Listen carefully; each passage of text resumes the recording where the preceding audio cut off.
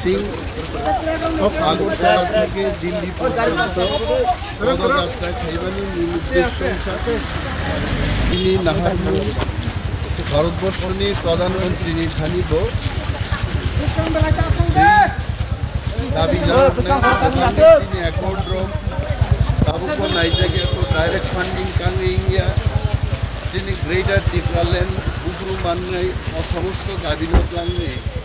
মোচাং David মোরাসি প্রধানমন্ত্রী নরেন্দ্র মোদীর সাথে এবং মো আন্দোলন সমস্তভাবে নাইকে আমার ডেমোক্রেটিক মুভমেন্ট